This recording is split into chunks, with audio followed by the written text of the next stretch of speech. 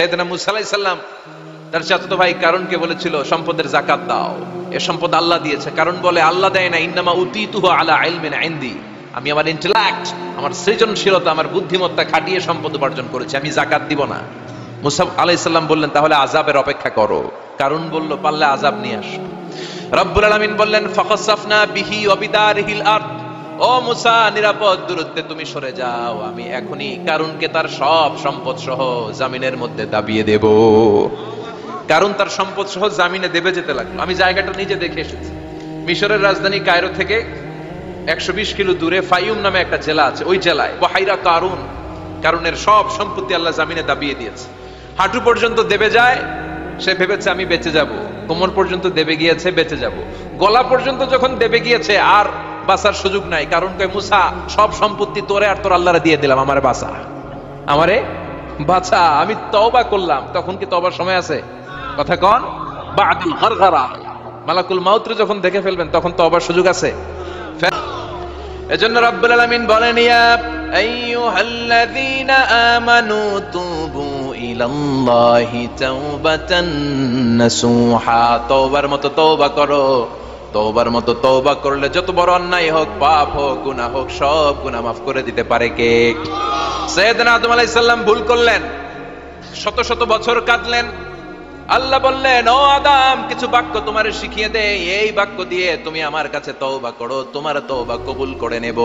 সাইয়েদনা আদম বললেন রব্বানা, পড়েন রব্বানা যালামনা আনফুসানা ওয়া ইল্লাম তাগফির লানা ওয়া তারহামনা লানাকুনান্না মিনাল খাসিরিন।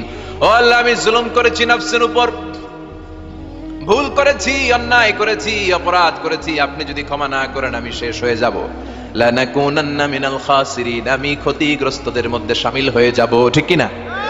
এই আয়াত দিয়ে, এই দোয়া দিয়ে যখন সাইয়েদনা আদম তাওবা করলেন, মুহূর্তেই তাওবা কবুল করে নিয়েছে কে? আমরাও যদি পাপ করি, অন্যায় করি, আমাদেরও পাপগুলো মোচন করার একজন আছে না নাই? তিনি গাফিরিয যাম কাবিলিত তাওব, ওনার কাজই হচ্ছে গুনাহ মাফ করা। শয়তানের কাজ ওয়াসওয়াসা দেওয়া, আমাদের কাজ পাপ করা, ওনার কাজ মাফ করা। আল্লাহ ডেকে বলে গোলাম তোরা যদি পাপ না করতি আর বারবার মাফ না চাইতি, তাহলে তোদেরকে ধ্বংস করে দিয়ে জমিনের বুকে এমন একটা জাতি আমি বানাতাম যারা পাপ করতো আর মাফ চাইতো, আর আমি মাফ করতাম। সুবহানাল্লাহ পড়েন। মাফ করতে আল্লাহর বড্ড ভাল লাগে, চোখের পানি দেখতে আল্লাহর বড্ড ভাল লাগে, কায়মনো বাক্যে কেউ দোয়া করছে এই দৃশ্য দেখতে আল্লাহর ভালো লাগে, চিল্লায় বলেন সুবহানাল্লাহ। এজন্য পাপ আমাদের যত বড় হোক, আমাদের জন্য মাফ আছে না নাই? দুইটা সময়ে তাওবা কবুল হয় না। এক নাম্বার হলো বাদাল গারগারা, মালাকুল মাউতকে দেখে ফেলেছেন, রূহ ধরে টান দিবে, তখন তাওবা করলে কবুল হবে। আরেকটা হচ্ছে বাদা তুলুইশ শামসি মিন মাগরিবিহা, কিয়ামতের আগ দিয়ে সূর্য আর পূর্ব দিক থেকে উদিত হবে না, এটা পশ্চিম দিক থেকে উদিত হবে, তখন তাওবা করলে কবুল হবে। তখন তাওবার দরজাকে বন্ধ করে দিয়েছে কে? এজন্য আমরা যে কোনো পাপই করি না কেন, পাপ হয়েই যেতে পারে, আশা হারানোর কারণ নাই। Never lose hope, never give up. মুমিন কখনো আশা হারায় না, মুমিন কখনো নিরাশ হয় না। মুমিনের আশা ভরসা একটা সত্তার উপরে, চিৎকার করে বলতে হবে তিনি কে? এজন্য পাপ হওয়ার সাথে সাথে আমরা তওবা করব কার কাছে? বিশ্বনবী বললেন কিছু কিছু কাজ আছে এগুলো হয়ে যাওয়ার পরে দেরি করা যায় না। এক নম্বরে নামাজের ওয়াক্ত হলে দেরি করা যায় না, ঠিক কিনা? সালাত কায়েম করো, সালাত কায়েম করো, হবে সম্মানী তুমি, হবে জান্নাতি তুমি, হবে সম্মানী তুমি, হবে জান্নাতি তুমি, দিবে কাল হাসরে শীতল ছায়া আরশে আজিম, রব্বিয়াল আলা রব্বিয়াল আযীম, রব্বিয়াল আলা রব্বিয়াল আযীম। সুবহানাল্লাহ পড়েন। নামাজের সময় হওয়া মাত্র দেরি নাই, তাজহিজুল মাইয়িত, মারা গেলে লাশ রেখে দেওয়া যায় না, তাড়াতাড়ি দাফন করে দাও। নামাজের সময় হলে নামাজ পড়ো, দেরি করো না। মানুষ মারা গেলে দাফন করতে দেরি করো না। বান্দা যদি পাপ করে ফেলে তওবা করতে দেরি করো। এজন্য পাপ করার সাথে সাথে তওবা করার দরকার আছে না নাই? এখন তওবা যে করব কোন সিস্টেমে করব? কোন সিস্টেমে? ভুল হওয়া মাত্রই আপনি অনুতপ্ত হয়ে চোখের পানি ছেড়ে আল্লাহর কাছে মাফ চান, আল্লাহর কাছে ক্ষমা চান, এটার নামই তওবা। আমাদের দেশে হুজুর আইনা তওবা পড়ায়, আছে না নাই? আনন্দপুরে এগুলা নাই, আছে না? কয় ইমাম সাহেবরে নিয়ে আয়, খতিব সাহেবরে নিয়ে আয়, হাফেজ সাহেব হুজুরে নিয়ে আয়, তওবা পড়া। না, তওবা পড়ানো লাগে না, আপনার নিজের তওবা আপনি নিজেই পড়বেন। আপনি অনুতপ্ত হয়ে চোখের পানি ছেড়ে আপনার আল্লাহরে ডাক দেন, ডাক দেয় মাত্র তিনি সাড়া দিবে। চিল্লায় বলেন ঠিক কি না? উলামা ইকরামরা তওবার 5টা শর্ত আরোপ করেছে। এই 5টা শর্তের আলোকে যদি তওবা করেন, মুহূর্তের মধ্যেই তওবা কবুল করে নিবে কে? 1 নাম্বার শর্ত হচ্ছে আল ইকরা, acknowledgement. You have to acknowledge that you are the great sinner in the world. এই পৃথিবীর সবচেয়ে বড় পাপী। 5টা শর্তের 1 নাম্বার হচ্ছে আপনি স্বীকার জান, আল্লাহ আমার চেয়ে বড় পাপী আকাশের নিচে জমিনের উপরে দ্বিতীয়টা নাই। এমন কোন পাপ নাই যে আমি করি নাই। আমার চেয়ে নাদান, আমার চেয়ে পিশাচ, আমার চেয়ে বড় পাপী দ্বিতীয়টা কেউ। Acknowledge your sin. আপনি আপনার পাপগুলো স্বীকার করেন। Number 1. Number 2, an-nadam, repentance. You have to be repentant for what you have committed from sins. যে পাপ করেছেন এই পাপের জন্য আপনি লজ্জিত হন। আপনি নিজেকে আল্লাহর কাছে ছোট করে পেশ করেন।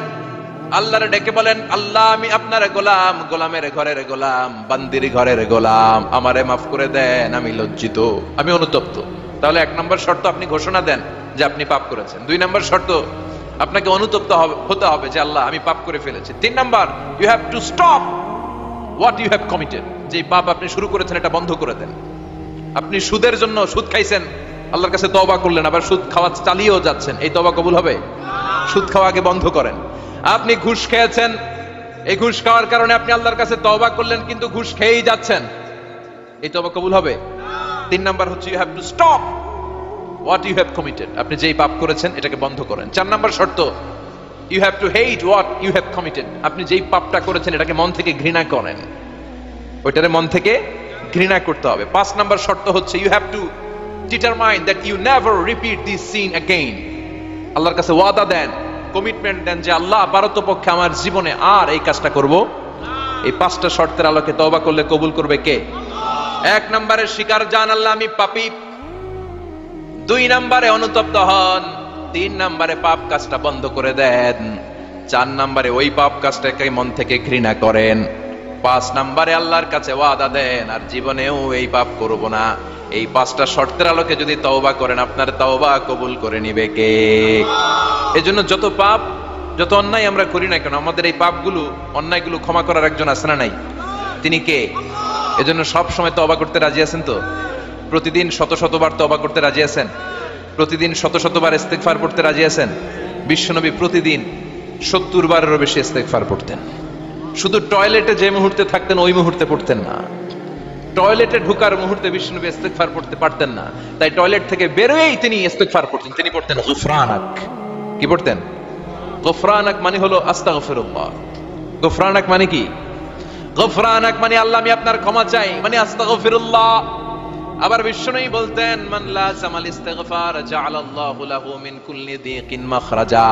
যে ব্যক্তি সব সময় ইস্তেগফারের সাথে লেগে থাকে তাকে সব সময় বিপদ থেকে মুক্তি দিবে কে? আমাদের জীবনে বিপদ আছে না নাই? কত ধরনের বিপদ। যে কোনো সময় অসুস্থ হয়ে যেতে পারি, যে কোনো সময় দুর্ঘটনার কবলে পড়তে পারি, যে কোনো সময় গুম হয়ে যেতে পারি। কথা কন, এদেশে গুম টুম নাই মনে হয়, ক্রস ফায়ার নাই। কে কোন সময় গুম, কে কোন সময় নাই, কোনো ঠিক নাই। আল্লাহ বিশ্বনবী বললেন মান লাজিমাল ইস্তিগফার জাআলাল্লাহু লাহু মিন কুল্লি দিকিন মাখরাজা। সব সময় যে ইস্তিগফারের সাথে আঠার মতো লেগে থাকবে আল্লাহ তাআলা তাকে বিপদ থেকে সব সময় মুক্তি দান করবেন। সুবহানাল্লাহ পড়েন। বিশ্বনবী জামাতে সালাত শেষে সালাম ফিরিয়ে আওয়াজ করে পড়তেন আল্লাহু আকবার। তারপরে 3 বার পড়তেন আস্তাগফিরুল্লাহ আস্তাগফিরুল্লাহ আস্তাগফিরুল্লাহ। পড়ার দরকার আছে না নাই? পড়তে রাজি আছেন তো? সালাম ফেরানোর পরে কি পড়বেন? নাকি দোয়া করার জন্য পাগল হয়ে যাবেন? আল্লাহুম্মা আমিন ইয়া আরহামার রাহিমিন আছে না নাই?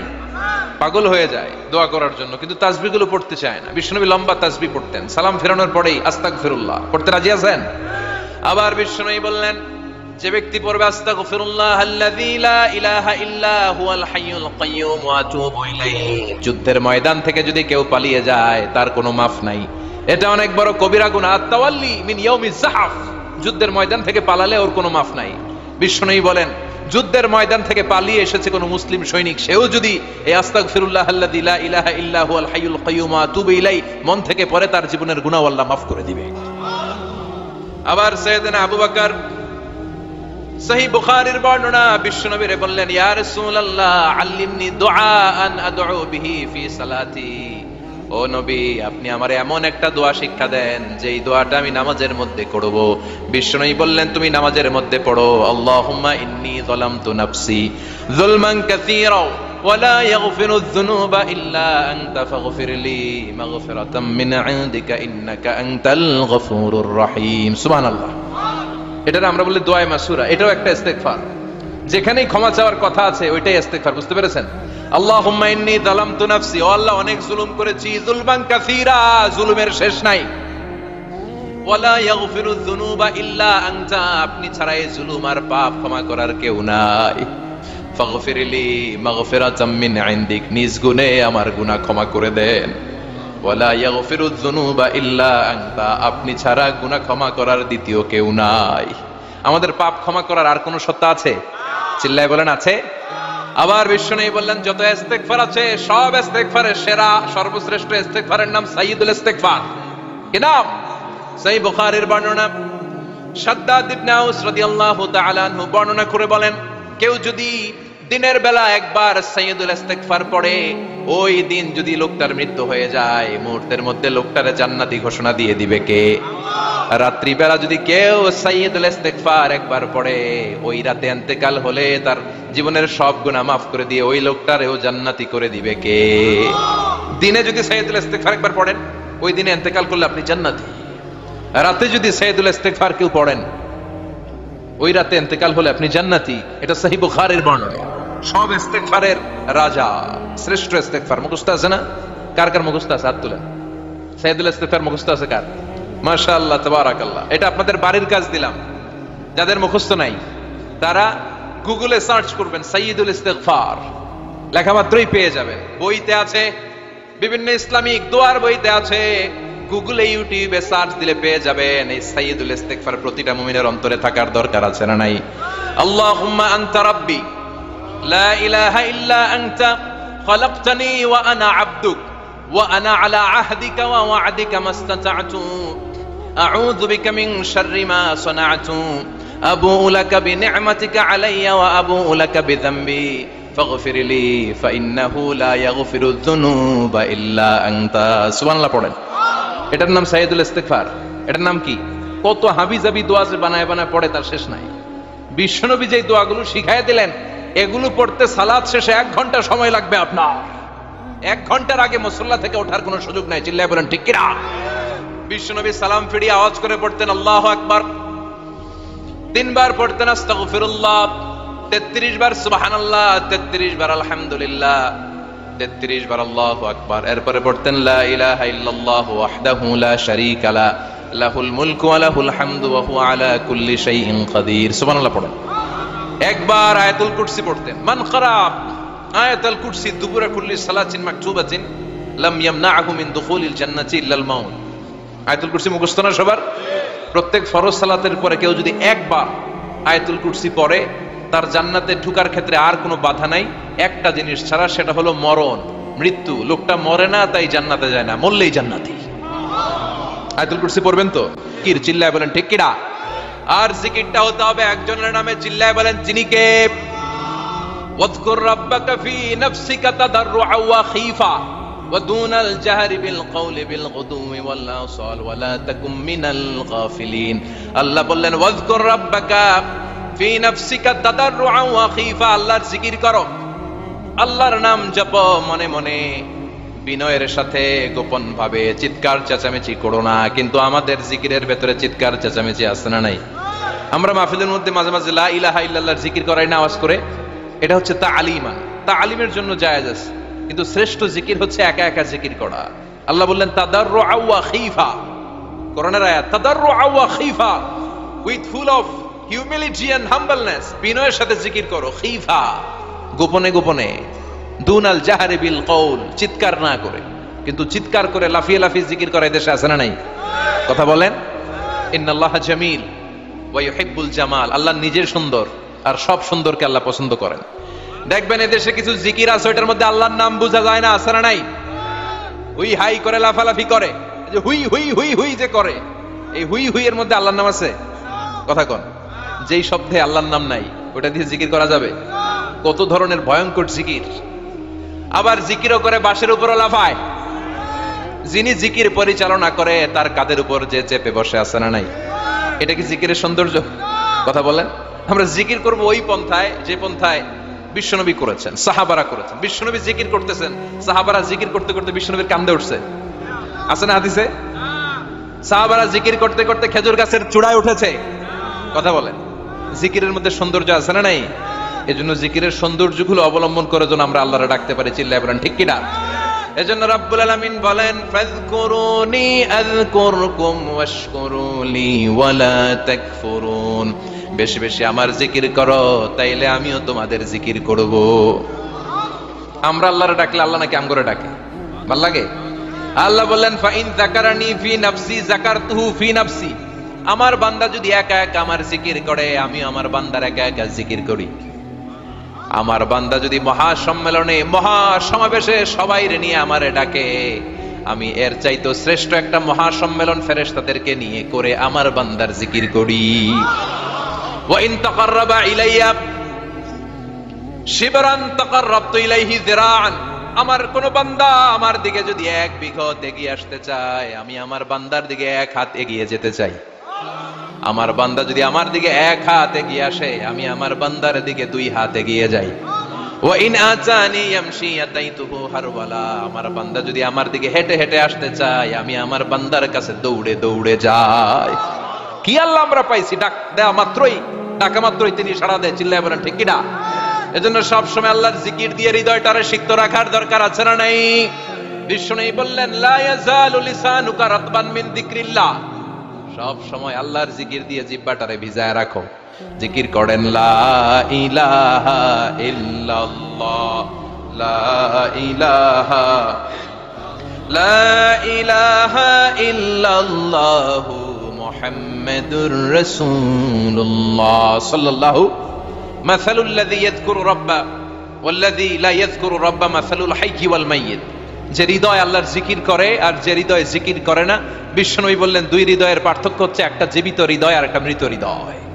এখন আপনার হৃদয়কে আপনি কি জিন্দা রাখতে চান না মুর্দা বানাতে চান? আবার জিকিরের জগতে সবচেয়ে শ্রেষ্ঠ জিকিরের নাম, চিল্লায় বলেন কি নাম?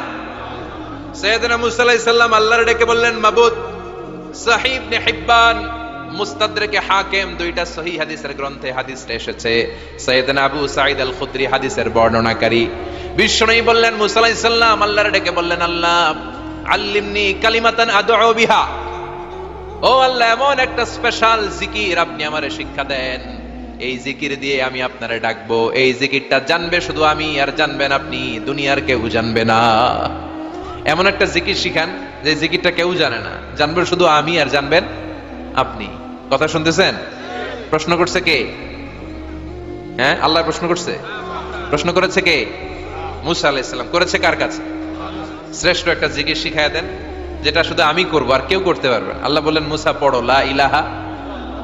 মুসা আলাইহিস সালাম বললেন, আল্লাহ জিজ্ঞেস করলাম কি আর কইলেন কি? লা ইলাহা ইল্লাল্লাহ, এটা তো জাতীয় জিকির।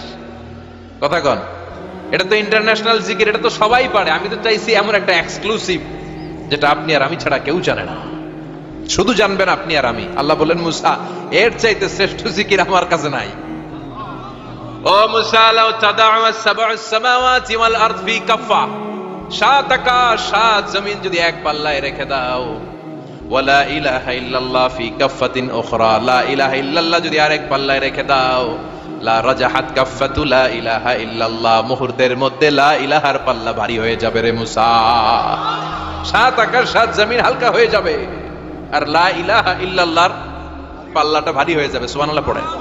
এজন্য সব সময় এই লা ইলাহার জিকির করতে রাজি আছেন তো? এখন আমরা এই লা ইলাহারে বানাইছি ভিক্ষার জিকির, আছে না নাই? একটা টাকা দিয়া যান আমি গরিব ইনসান, আখিরাতে সওয়াব পাইবেন পাহাড় সমান। একটা টাকা দিয়া যান আমি গরিব ইনসান। আর লা ইলাহার জিকির ভিক্ষার জিকির বানাইছি আমরা। কিন্তু এটা যে একটা বিপ্লবী বাণী, এটা যে একটা সংগ্রামী বাণী, এই বাণী যে মেনে নেয় সে আল্লাহ ছাড়া কারো সামনে মাথা নত করতে পারে না। চিল্লায় বলেন ঠিক কিনা? বিপ্লবী কালিমাকে, একটা সংগ্রামী কালিমাকে আমরা ভিক্ষার জিকির বানিয়েছি। আপনারা তাফসীর ফি জিলালিল কোরআনের রচয়িতা সাইয়্যিদ কুতুব শাহীদের নাম শুনেছেন? মিশরে কায়রোতে তাকে ফাঁসির কাস্টে ঝুলানো হয়েছে। উনি ইসলামী আন্দোলনের দাওয়াত যখন শুরু করলেন, ইসলামের সঠিক ব্যাখ্যা যখন দিতে আরম্ভ করলেন, সামাজিক জাহালাতকে দুমড়ে মুচড়ে পদদলিত করে তিনি কোরআনের বাণী যখন মিশরের যুবক শ্রেণীদের হৃদয়ে গেড়ে দিতে চাইলেন, প্রথিত করতে চাইলেন, এই অ্যাক্টিভিটিজের অংশ হিসেবে তিনি কোরআনের তাফসির লেখার কাজে হাত দিলেন আর লিখে ফেললেন জগৎ বিখ্যাত তাফসির ফি জিলালিল কোরআন, যেই তাফসির পড়ে পড়ে অনেক ছেলে পথের দিশা পেয়েছে। ঠিক কিনা? এই তাফসির লেখার কারণে মিশরের মধ্যে নতুন আন্দোলন তৈরি হয়ে যায়। সবার মুখে এক কথা, সৃষ্টি যার, আইন চলবে আল্লাহর আইন ছাড়া অন্য কোন আইন দিয়ে মিশরের বুকে কোনো বিচার আমরা হতে দেব না। মিশরের তাগড়া যুবকগুলো কায়রোর রাস্তায় নেমে এলো, ঘোষণা দিল সৃষ্টি যার, আইন চলবে তার। চোরের হাত কেটে দাও, ধর্ষকদের শাস্তি দাও জনসম্মুখে। ঠিক কিনা? দুর্নীতিবাজদেরকে আইনের আওতায় আনো। দেশের শত্রু, দশের শত্রু, স্বাধীনতার শত্রু সবগুলার বিচারের আওতায় আনো কোরআনের আলোকে। ঠিক কিনা? সংগ্রাম, বিক্ষোভে ফেটে পড়ল পুরো মিশর। এই বিক্ষোভে টালমাটাল সরকার। জামাল আব্দুল নাসের কোন উপায় অন্তর না পেয়ে এই তাফসির কারক, এই মুফাসসিরে কোরআনকে জেলের ভিতরে ভরছে। গোটা বিশ্বব্যাপী সব সত্য আর ন্যায়ের পক্ষের ধারক আর বাহক যারা, তাদের উপরে এরকম জালিম গাদ্দারদের অত্যাচার আছে না নাই? আরেকটা হচ্ছে লা ইলাহা ইল্লাল্লাহ, আরেকটা হচ্ছে আল্লাহু আকবার। এই চারটার চেয়ে শ্রেষ্ঠ জিকির আর নাই। কথা বলেন, এটার এই চারটার ভিতরে ইল্লাল্লাহ আছে? কথা বলেন। এজন্য জিকিরকে আমরা খণ্ডিত করব না। ঠিক যেমন যেমন সহিহ সুন্নাহ এসেছে তেমন তেমন জিকির করলে আপনার কলিজাটারে ঠান্ডা করে দিবে কে?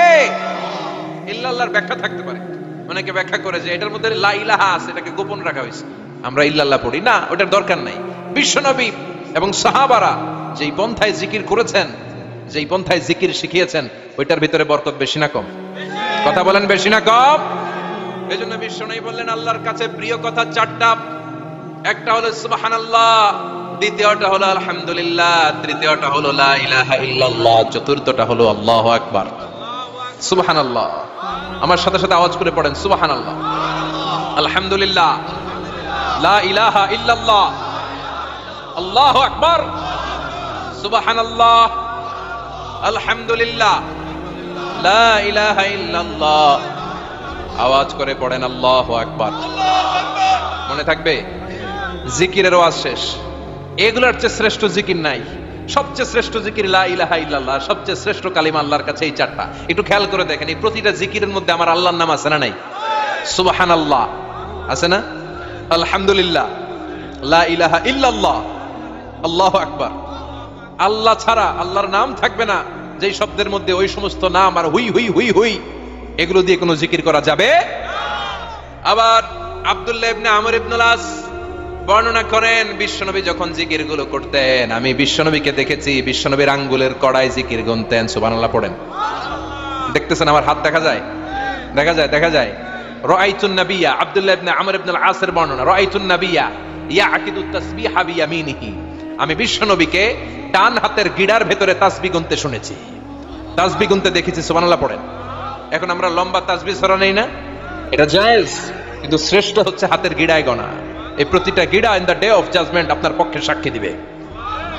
মনে থাকবে? কিভাবে গুনবেন? বা হাতে না ডান হাতে? ডান হাত উঁচু করেন সবাই, এইভাবে। নামাজ শেষ, আল্লাহু আকবার পড়ে 3 বার ইস্তেগফার পড়ে গোনা শুরু, এইভাবে সুবহানাল্লাহ। ঠিক আছে? এরপর আলহামদুলিল্লাহ, এরপর আল্লাহু আকবার। সবাই রাজি তো?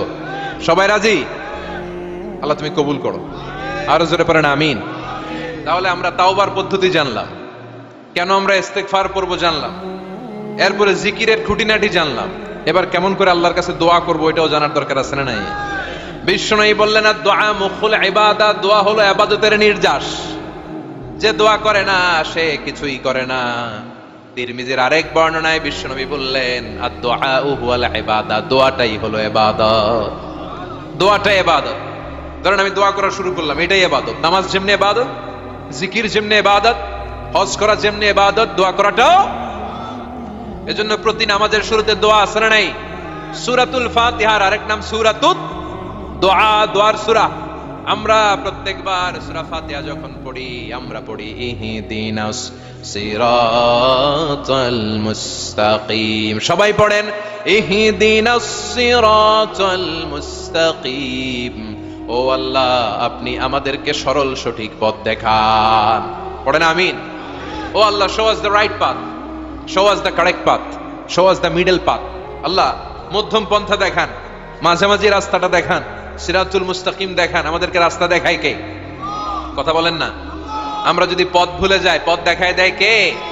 আমি যদি কোনদিন পথে ভুলে যাই, হাত ছানি দিয়ে কাছে নিও, মমতার বন্ধনে আমায় বেঁধে সব ভুল ক্ষমা করে দিও। আমি যদি কোনদিন পথ ভুলে যাই, হাত ছানি দিয়ে কাছে নিও, মমতার বন্ধনে আমায় বেঁধে সব ভুল ক্ষমা করে দিও। আমি যদি কোনদিন পথ ভুলে যাই, পড়েন, হাত ছানি দিয়ে কাছে নিও, মমতার বন্ধনে আমায় ডেকে সব ভুল ক্ষমা করে দিও। চিল্লায় পড়েন আমি, আরো জোরে আমিন। এজন্য বিশ্বনবী বললেন যে দোয়া বাদ দিল তার সব বাদ। কারণ দোয়া দিয়ে নামাজ শুরু, দোয়া দিয়ে সব শুরু। দোয়াটাই হলো ইবাদত। চিল্লায় বলেন ঠিক কিনা? আর দোয়া সিলাহুল মুমিন। দোয়া হচ্ছে মুমিনের উইপেন, অস্ত্র, মুমিনের বড় অস্ত্র। যেখানে সবকিছুর দৌরাত্ম্য শেষ, ওইখানে দোয়ার দৌরাত্ম্য শুরু। যেখানে সবকিছুর কারিশমা শেষ, ওখান থেকে দোয়ার কারিশমা শুরু। এরকম অনেক ক্যান্সারের মতো দুরারোগ্য ব্যাধিতে আক্রান্ত, ডক্টর ফাইনালাইজ করে দিয়েছে বাঁচবে না, 2 মাস বাঁচবে। কয় মাস? কথা বলেন। মাত্র 2 মাস সে বাঁচবে। তারপরও দেখা গেছে লোকটা 7 বছর বেঁচে ছিল। আছে না নাই? দোয়া, the power of dua. Everything is pre-written, but by supplication it's rewritten. সবকিছুই আগে লেখা থাকে। মহাবিশ্ব সৃষ্টির 50,000 বছর আগে আমাদের ভাগ্যে কি ঘটবে সব লিখে রেখেছে কে? সব অপরিবর্তনীয়। কিন্তু এই তাকদিরেরও কিছু জিনিস আল্লাহ চেঞ্জ করে দেয় দোয়ার বরকতে। এজন্য দোয়া করার দরকার আছে না নাই? মায়ের কাছে দোয়া চাবেন, মায়ের দোয়া আল্লাহ ফেরায় না। মুসলিম ব্যক্তির দোয়া আল্লাহ ফেরায় না, মুসাফিরের দোয়া আল্লাহ ফেরায় না। যিনি রোজা রেখে দোয়া করেছেন তার দোয়া আল্লাহ ফেরায় না। এজন্য বেশি বেশি আল্লাহর কাছে দোয়া করতে রাজি আছেন তো? কিন্তু দোয়াটা হইতে হবে সিনসিয়ার, একনিষ্ঠ দোয়া। অনেকে দেখবেন দোয়াও করে ওদিকে তাকায় আছে, জুমার নামাজে প্রায় হয় বিশাল দোয়া, দোয়াও করতেছে আবার এদিকে, আছে না নাই? আবার দোয়াও করে মোবাইলও টিপে, কথা কন। আবার আমরা আলোচনা শেষে দোয়াও করি, পোলাপাইন সেলফিও তোলে, আছে না নাই? সিনসিয়ারিটি নাই। আপনার কি পরিমাণে সিনসিয়ারিটি আছে এটার উপর ডিপেন্ড করবে আপনার দোয়া কবুল হবে কি হবে না। একজন দোয়া করলে মুহূর্তে কবুল, চোখ বন্ধ করলে আল্লাহর আরশে চলে যায়, মদিনার সাথে ওর কানেক্টিভিটি বেড়ে যায়, আল্লাহর সাথে কানেক্টিভিটি বেড়ে যায়, সে ফিল করে সে আল্লাহর সাথে কানেক্ট হয়ে গিয়েছে। আর আরেকজন দোয়ার মধ্যে খুঁজা কিছু পায় না, আছে না নাই? তো 2 দোয়ায় পার্থক্য আছে না? কথা কন। এজন্য সম্মানিত ভাইরা, দোয়াই যখন করবেন সিনসিয়ারলি করবেন, কানেক্টিভিটিটাকে স্ট্রং করার চেষ্টা করবেন। সিনসিয়ার দোয়া is like a missile. Missile নাম শুনছেন? হামলা করে না, মিসাইল হামলা করেছে ইসরায়েল, শোনেন নাই? মারলে একেবারে ধ্বংস করে যায় সব। এই মিসাইল হামলা, ড্রোন হামলা, এগুলো লক্ষ্য বস্তু ভেদ করে ভয়ঙ্কর ভাবে, ইঞ্চি ইঞ্চি, মাইক্রো ইঞ্চি মেপে মেপে এমন ভাবে এই বোমাটা মারবে, ঠিক জায়গা মতো এটা ফিট হয়ে যাবে। তেমনি দোয়ার মতো আপনি যদি দোয়া করতে জানেন, একনিষ্ঠতার সাথে সিনসিয়ারিটির সাথে যদি দোয়াটা করে ফেলতে জানেন, এই দোয়া মুহূর্তে আল্লাহর আরশে যেয়ে নক করবে। তো পাই নাই? সুবহানাল্লাহ পড়ে। আল্লাহর দোয়া কবুল করার 3টা পদ্ধতি আছে। কয়টা? আপনাদের জিমানি আসছে? কথা শুনতেছেন তো? 3টা পদ্ধতিতে তিনি দোয়া কবুল করেন। চিল্লায় বলেন কয়টা? আপনি দোয়া করা মাত্রই আল্লাহ এই দোয়াটা অ্যাকসেপ্ট করে নেয়। আল্লাহ বলে accepted, rejected he never shed your সাপ্লিকেশন is rejected. তোমার দোয়া রিজেক্ট করে দিলাম, এটা আল্লাহ কখনো বলে? সুবহানাল্লাহ পড়বেন না? দোয়া করা মাত্রই কবুল করে কে? তবে 3টা পদ্ধতিতে করে। চিল্লায় বলেন তো কয়টা? যখনই যা চাইবেন আল্লাহ বলে দেব, দেব দেব দেব না কখনো বলে না। 3 পদ্ধতিতে কবুল হয়। পদ্ধতি নাম্বার 1, কোন বিষয় আল্লাহর কাছে চাইলেন, দোয়া করলেন, আল্লাহ বলে দেব দেব বলেই তিনি দিয়ে দেয়, ফলে আপনি পেয়ে যান, আপনি খুশি, সুবহানাল্লাহ পড়েন। পদ্ধতি নাম্বার 2, আপনি আল্লাহর কাছে কিছু চাইলেন, আল্লাহ তখনও বলে বান্দা তোরে দেব, রিজেক্ট করে দিলাম এটা বলে না, দেব তবে এখন না, লেটার অন, একটু দেরি করে, পরে দেব, কখন দিলে আমার জন্য ভালো, আমার চেয়েও ভালো জানে কে। তাহলে মাঝে মাঝে সাথে সাথে দেয়, মাঝে মাঝে দেরি করে দেয়। পদ্ধতি নাম্বার 3, আল্লাহর কাছে দোয়া করলেন, আল্লাহর কাছে কায় মনোবাক্যে চাইলেন, তখনও আল্লাহ বলে বান্দা আমি দেব, তুই নিরাশ হইস না, তবে এখন দেব না, দেরি করেও দেব না, কিয়ামতের কঠিন ময়দানে যেদিন বিপদে পড়ে যাবি ওই দিন দেব। যেদিন পিতা সন্তানরে চিনে না, সন্তান পিতারে চিনবে না, পীর সাহেব মুরিদরে চিনবে না, মুরিদ পীর সাহেবরে চিনবে না, মুসল্লি ইমাম সাহেব চিনবে না, ইমাম মুসল্লি চিনবে না, নেতা কর্মী চিনবে না, কর্মী নেতারে চিনবে না, চিল্লা এখন ঠিক কিনা? কেউ কাউরে চিনবে না, কেউ কাউর কোনো উপকার আসতে পারবে না, ওই কঠিন দিনে তোরে আমি দেবরে গোলাম। তাহলে এই যে এতগুলা দোয়া ছোটবেলা থেকে আনটিল টুনাইট, এই রাত পর্যন্ত যে দোয়াগুলো আল্লাহর কাছে করছেন, লস হয়েছে? চিল্লায় বলেন লস হয়েছে না লাভ? লস না লাভ?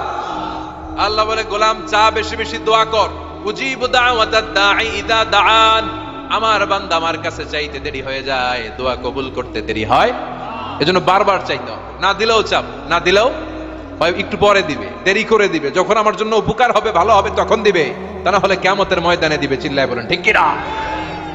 বেশি বেশি দোয়া করবেন, সবার জন্য করবেন, নিজের জন্য করবেন, ফ্যামিলি মেম্বারসদের জন্য করবেন, শুভাকাঙ্ক্ষীদের জন্য করবেন, শত্রুদের জন্য বেশি করবেন, হেটার্স যারা আছে ওদের জন্য বেশি দোয়া, আল্লাহ যেন এগুলোর হেদায়েত দেয়। ইসলাম বিরোধী যারা এদের জন্য দোয়া, হিন্দু বন্ধু থাকলে এদের জন্য দোয়া, হেদায়েতের দোয়া, ঠিক কিনা? সবাই সবার জন্য দোয়া করেন। অনেকে কয় হুজুর আমি আরেকজনের জন্য করবো কেন, হ্যাটটা হ্যাঁ করবো, আমার দোয়া আমি করুম, আছে না নাই? না, আপনি তার জন্য করবেন। আপনি যদি আপনার ভাইয়ের জন্য দোয়া করেন, ফেরেশতারা বলে ওয়ালাকা বিমিসলিন, মানে আল্লাহ সে তার ভাইয়ের জন্য যে দোয়া করলো এই দোয়াটা আগে তার জন্য তুমি কবুল করে নাও। আপনি যদি দোয়া করেন আল্লাহ আমার ভাই অসুস্থ, তুমি তারে সুস্থ করে দাও, ফেরেশতারা বলে আল্লাহ যেই লোকটা দোয়া করলো তার মধ্যে যদি কোনো রোগ থাকে আগে তারে সুস্থ করে দাও, পরে বাইরে। ফেরেশতাদের দোয়া কবুল করে নেয় কে? আপনার দোয়া কবুল হইতেও পারে, নাও হইতে পারে, কিন্তু ফেরেশতারা আল্লাহর কাছে দোয়া করলে এটা কবুল হবে না? আপনি যদি দোয়া করেন আল্লাহ আমার ভাইয়ের আর্থিক অবস্থা খুব খারাপ, তারে ধনী বানিয়ে দাও, ফেরেশতারা বলে ওয়ালাকা বিমিসলিন, ও আল্লাহ এই দোয়াকারী তার ভাইয়ের জন্য যে এই দোয়াটা করেছে আগে তার জন্য দোয়াটা কবুল করে নাও। সুবহানাল্লাহ পড়েন। এজন্য বেশি বেশি দোয়া করতে রাজি আছেন? বারবার চাইবেন, সকালে বিকালে দুপুরে রাতে শীতকালে গ্রীষ্মকালে সব সময় আমরা দোয়া করব কার কাছে? আল্লাহর কাছে। বারবার চাইলে আল্লাহ খুশি হয়ে যায়, বারবার না চাইলে আল্লাহ রেগে যায়। দুনিয়ার সিস্টেমের একেবারে বিপরীত। আমি যদি এই ভাইয়ের কাছে কোন একটা বিষয় নিয়ে আজকে যাই, ভাই আমারে 1000 টাকা দেন, বিপদে পড়ছি, দিল 1000 টাকা, নেন বিপদ সারেন, উদ্ধার হন। 1 সপ্তাহ পরে আবার ভাইজান বড় বিপদে আছি, 1000 টাকা, তারপরে উনি লজ্জায় করে দিবে, আসছে যখন দেই। পরের সপ্তাহে আবার মিয়া সাহেব 1000 টাকা, ওই দিন বলবে ভাই 1000 নাই 500 নিয়ে যান, কথা কন। এর পরের মাসে যদি বলি ভাই বিপদে পড়ছি, দিবে নাকি? লাঠির বাড়ি আছে না নাই? প্রতি সপ্তাহে সপ্তাহে তোমার বিপদ, কথা কন। তার মানে এই দুনিয়ার সিস্টেম হচ্ছে একটা বিষয় নিয়ে বারবার কারো কাছে যাওয়া যায় না, চাওয়া যায় না, শরম লাগে, কথা কন। কিন্তু আল্লাহর সিস্টেমটা একেবারে উল্টো। আল্লাহর কাছে বারবার না চাইলে তিনি রেগে যায়। তিরমিজির বর্ণনা, ইন্নাহু মান লাম ইয়াসআলিল্লাহ ইয়াগদাব আলাই, যে ব্যক্তি কোনো বিষয় নিয়ে বারবার আল্লাহরে বিরক্ত করে না তার উপর আল্লাহ রেগে যায়। আর বারবার চাইতে যে লোকটা আল্লাহরে বিরক্ত করতে চায় তার উপর আল্লাহ খুশি হয়ে যায়।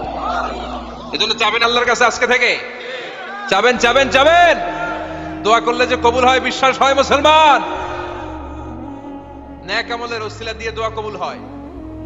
আপনার জীবনে যদি কোনো নেক আমল থেকে থাকে, যে নেক আমলগুলো আপনি আল্লাহর সন্তুষ্টির জন্য করেছেন, আমি আজকের মাহফিল আল্লাহর নামে একটা কসম কেটে বলে যাই, ওয়াল্লাহি আল্লাহর কসম করে আমি আপনাদের বলছি, আপনার জীবনের এমন কোন নেক আমল যদি থাকে যে আমলটা শুধুমাত্র কেবলমাত্র আপনি আল্লাহকে খুশি করার জন্য করেছিলেন, ওই নেক আমলের ওসিলা দিয়ে দোয়া করতে দেরি হবে, দোয়া কবুল হতে দেরি হবে। বিশ্বাস হয়? সন্দেহ লাগছে মনে হয়। বিশ্বাস হয় সবার? নেক আমলের ওসিলা ওই ন্যাক আমলটা শুধুই হয়েছে কার জন্য? চোখের পানি ছাড়ছিলেন এক রাতে আল্লাহর ভয়ে, কাউরে দেখানোর জন্য না। ওই ন্যাক আমল। রাত্রিবেলা হেঁটে যাচ্ছিলেন মসজিদের পাশ দিয়ে, দেখলেন দান বাক্স লেখা, কেউ নাই, কেউ নাই। কচকচে 500 টাকার নোট বের করে ঢুকাই দিছিলেন। এটা হচ্ছে শুধু আল্লাহরে দেখানোর জন্য ন্যাক আমল, ঠিক কিনা? আল্লাহ ভালোবাসাকে তৈরি করে 100 টুকরা করলেন। এক টুকরা ভালোবাসা পৃথিবীর সবার মাঝে ঢেলে দিলেন, আর 99 টুকরা ভালোবাসা আল্লাহ তাআলা নিজের মধ্যে রেখে দিলেন। ওই এক টুকরা ভালোবাসার ছিটে ফোটা পেয়ে আমাদের মধ্যে ভালোবাসার ঠেলা কি দেখছেন? এক টুকরা না দিয়ে যদি আল্লাহ 20 টুকরা দিত, যদি 50 টুকরা দিত, তাহলে প্রতিদিনই 14 ফেব্রুয়ারি হয়ে যেত। কথা বলেন? আর কয়দিন বাকি? হ্যাঁ, 14 ফেব্রুয়ারি বিশ্ব ভালোবাসা, বিশ্ব বেহায়া দিবস, বিশ্ব গজবের দিবস, অশ্লীলতার দিবস, ধর্ষণের দিবস, নারীদের সম্ভ্রম হারানোর দিবস। চিল্লায় বলেন ঠিক কিনা? এই দিন কোন মুমিন পালন করতে পারে?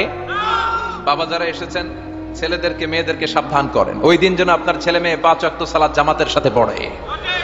ওই দিন যেন আল্লাহর কোরআন তেলাওয়াত করে আল্লাহর কাছ থেকে ক্ষমা চেয়ে নেয়। এই দিনগুলো আমাদের জন্য নয়, এগুলো পাশ্চাত্যের লোকেরা পালন করে, যাদের মধ্যে কোনো ভালোবাসা নাই, যাদের মধ্যে কোনো মায়া মহব্বত নাই, যাদের মধ্যে কোনো দরদ নাই। এই জন্য তারা বছরের একটা দিনকে ভালোবাসা দিবস হিসেবে পালন করে। আমাদের তো সব সময় ভালোবাসা। আমাদের সকালেও ভালোবাসা আছে না নাই? দুপুরে আছে না নাই? রাত্রিবেলা আছে না নাই? তাহাজ্জুদের জায়নামাজেও আমাদের ভালোবাসা আছে না নাই? রাসূল আমার ভালোবাসা, রাসূল আমার আলো আশা, রাসূল আমার প্রেম বিরহের মূল আলোচনা, রাসূল আমার কাজে কর্মের অনুপ্রেরণা। সুবহানাল্লাহ পড়েন। আমাদের সব সময়ের ভালোবাসা। আমাদের ভালোবাসার জন্য দিবস পালন করতে হয় না, প্রতিটা মুহূর্ত আমাদের ভালোবাসা দিয়ে হৃদয়টাকে সমৃদ্ধ করে দিয়েছে কে? এজন্য আল্লাহ ডেকে বললেন, গোলাম ভালোবাসা তৈরির পরে আমি 100 টুকরা করলাম। এক টুকরা ভালোবাসা বিশ্বের সব মানুষের মধ্যে ঢেলে দিলাম। 99 টুকরা ভালোবাসা আমি আল্লাহ নিজের মধ্যে রেখে দিলাম। দেখেন, এক টুকরা ভালোবাসা পেয়ে আমাদের মধ্যে কত ভালোবাসাবাসী। ভালোবাসার গান আছে না নাই? নাটক আছে না নাই? উপন্যাস আছে না নাই? ভালোবাসার ফিল্ম আছে না নাই? আহা, হাজবেন্ডের জন্য ওয়াইফের ভালোবাসা, বন্ধুর জন্য বন্ধুর ভালোবাসা, আবার গার্লফ্রেন্ডের জন্য বয়ফ্রেন্ডের ভালোবাসা আছে না নাই? আমরা কি এই ভালোবাসা করব? ভালোবাসা সব হবে বিয়ের পরে। চিল্লায় বলেন ঠিক কিনা?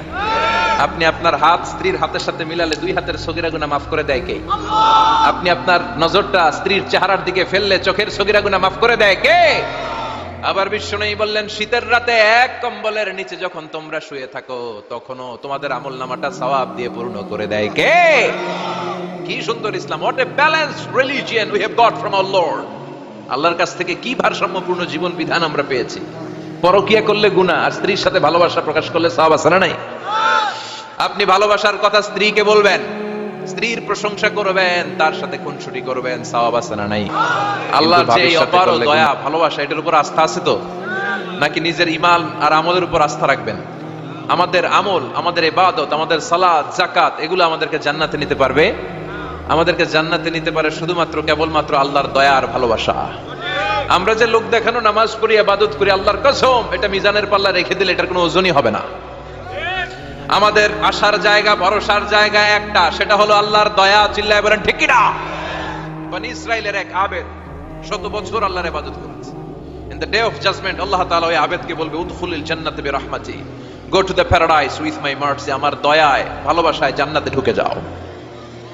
ওই আল্লাহর ওলি বলবে, বালবি আমালি, আল্লাহ আমি আমার আমল দিয়ে যেতে চাই, আপনার দয়া দিয়ে জান্নাতে যাওয়া লাগবে কেন? আমি নামাজ তো কম পড়ি নাই, জিকির তো কম করি নাই, তাহাজ্জুদ তো কম পড়ি নাই। আল্লাহ বলবেন, তাই এত তাহাজ্জুদ করেছিস, আমি যে চোখ দিয়েছি এই চোখের নেয়ামতের শুকরিয়াই তো তোর আদায় হয় না। এই দুটি চোখ দিয়েছ বলে দেখি যে কত অপরূপ নয়নাভিরাম, খেতে খামারের জুড়াই জ্বালা বিধুর ধূপ, তোমার দেয়া চোখের শুকুর জানাবো তার ভাষা কই, যতই দেখি ততই যেন পলক ছাড়া চেরই, ঠিক না? আল্লাহ বলেন এই যে একটা চোখ দিয়েছি, এই চোখের নেয়ামতের শুকরিয়াই তো আদায় হয় নাই, তুই আমার সাথে হিসাব করলি। ওকে ওকে, লেটস মেক এ ক্যালকুলেশন, চল একটা হিসাব করি। তোর 100 বছরের ইবাদত এক পাল্লা রেখে দিলাম, আর আমি দয়া করে মায়া করে পৃথিবীর নাজ নেয়ামতের সৌন্দর্য দেখার জন্য যে তোকে চোখ দিয়েছি, দুটা চোখ নয়, একটা চোখ আরেক পাল্লায় রেখে দিলাম। ওজন দেওয়ার পর দেখা যাবে মুহূর্তের মধ্যে চোখের পাল্লাটা ভারী হয়ে গেছে। আল্লাহ বলবেন এখন হিসাব বলে you have to go to the hell fire, তোকে এখন জাহান্নামে যেতে হবে, যা জাহান্নামে যা। এবার আল্লাহর ওলি বলবে আল্লাহ মাফ চাই, দোয়াও চাই, জাহান্নামে যেতে পারবো না, আল্লাহ তুমি আমারে মাফ করে দাও। আল্লাহ বলবেন now you are on the right track, এখন তুমি লাইনে আসছো মিয়া, এতক্ষণ বেলাইনে কথা বলতেছিলা। আমার দয়া, আমার রহমত, আমার ভালোবাসা ছাড়া কোশ্চিন কালেও কেউ জান্নাতে ঢুকতে পারবে আল্লাহ তখন তারে বলবেন উদখুলিল জান্নাতা বিরহমাতি, go to the paradise with my mercy, আমার দয়ায় এখন তুমি জান্নাতে ঢুকে যাও। চিল্লায় পড়েন সুবহানাল্লাহ।